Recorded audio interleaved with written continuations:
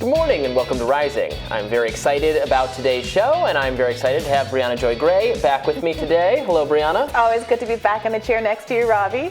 So what's going on today? Well, first up, we have Teslin Figaro and Inez D-Minn back with us. We'll discuss some new polling showing a dramatic shift among independent voters. Plus, we'll get into all the standout moments from last night's Florida governor's debate.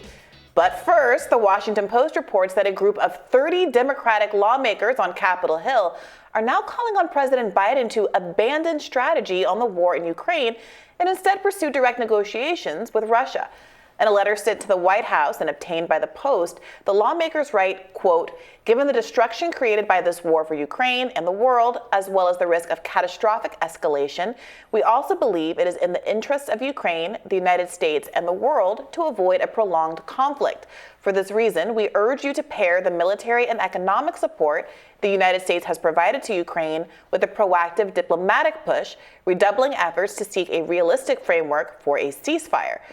Led by Congressional Progressive Caucus Chairwoman Pramila Jayapal, other signers of the letter include Ilhan Omar, Alexandria Ocasio-Cortez, Cori Bush, Ro Khanna, and other progressives.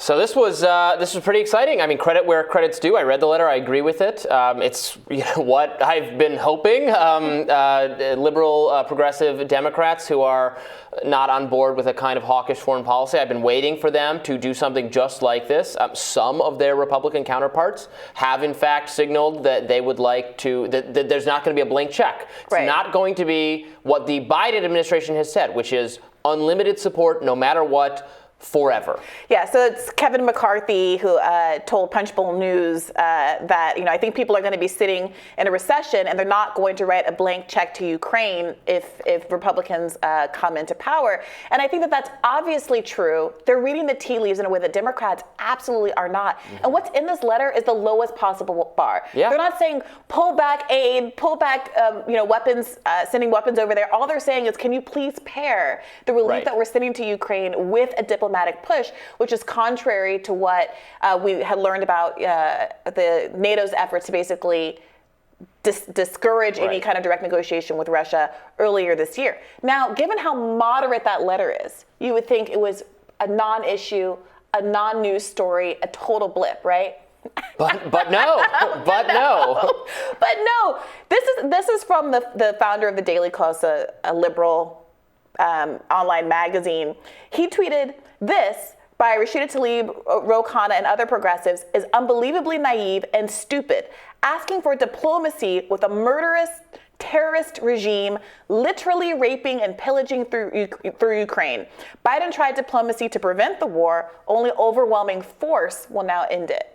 That's overwhelming force will not end it. It will not. I mean, overwhelming force, it would be nuclear force. What are you talking about? That's the liberals for you right now. It's So there's a Washington Post article that's a write-up of this letter, and then is checking in with other Democrats, administration spokespeople for how they feel about it. And those people are like, no, hard no to this letter. We are giving the aid, and we are not gonna. They are advocating the U.S. should not have any kind of push on Ukraine to negotiate with Russia, and should not negotiate with Russia itself. We are giving unlimited aid, according to the Biden administration, until such time as Zelensky himself personally signals that it is time for there to be negotiations with Russia. That's crazy. It's just that just doesn't make any sense. Crazy. It is. And yet here we are. The letter represents the biggest challenge to President Biden's Ukraine strategy from within his own party, yet by no means are all Democratic lawmakers on board, as we just indicated. Senator Chris Murphy said there is moral and strategic peril in sitting down with Putin too early. It risks legitimizing his crimes, handing over parts of Ukraine to Russia in an agreement that Putin won't even honor. Sometimes a bully must be shown the limits of his power before diplomacy can work. And then a White House spokesperson told reporters yesterday, quote, "We're not going to have conversations with the Russian leadership without the Ukrainians being present." Well, bring them, Adam, bring everybody to the party. No, I'm not saying just include the Ukrainians. By all means, include them. But our money, our support does not have to be no strings attached. There's no principle that says we must give Ukraine everything it wants without putting any stipulations on it. That's insane. Yeah, every war ends via diplomacy at some point. And to be asking for diplomacy just to be on the table and to get this kind of pushback from the wing of politics in this country historically that has been the anti-war party. If you don't want people, I'm sorry, if you don't want people bringing up Tulsi Gabbard or bringing up conservatives as the vanguard of the anti-war movement in the United States because you think their positions have been inconsistent, then you have to have a position at all and not immediately back down, because in fact the response to this was so striking that Congresswoman Jayapal released this clarifying statement on Twitter last night where she added, "Diplomacy is an important tool that can save lives, but it is just one tool. As we also made explicitly clear in our letter and will continue to make clear, we support President Biden and his administration's commitment to nothing about Ukraine without Ukraine." I mean, if it was so clear in your initial statement, which it was, because it was the most even-tempered, reasonable, moderate statement in the world, you shouldn't need a clarifying statement. And the fact that you do really speaks to how off-kilter the anti-war movement is on the left.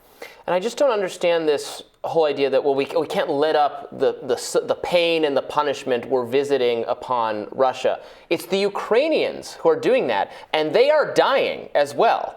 Like they are suffering. It is not anti-Ukraine or inhumane toward Ukraine to want a push for diplomacy. Like that should just be set aside. It's not that. In fact, it is in Ukraine's own interest, in the interest at least of the people who are fighting and dying in this war, to bring it to an end. Remember, in the spring, back in early May, there was a reporting, I'm reading now from an article in Common Dreams, that Boris Johnson pressured Zelensky to ditch peace talks with Russia. So there was a point in time where obviously Zelensky also felt like negotiations were of paramount importance. But this is the situation we're in now.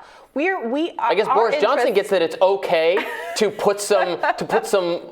work some leverage on Zelensky to get him to do what he wants. That was just the wrong thing to do. Right. Our interests are different than Ukraine's in some ways, and insofar as that, if we want to weaken Russia, if our goal is some version of regime change, Americans aren't the ones that are dying in the context of this conflict. So what can look like aid that extends the conflict ultimately could just be extending the number, or growing rather, the number of lives lost and damage that's caused before an end that is unlikely to end without some concessions from both parties, because that's the nature of negotiation. I would also suggest that Pramila Jayapal and the other people who signed this letter perhaps can read the tea leaves a little bit better than the Biden administration or more mainstream Democrats, in that the election is in just a few days. Republicans now set up to do better than we were expected a few weeks ago, in part because of the dire economic situation and energy prices, which are fueled by this war. And so perhaps, of course they don't say it in that letter, but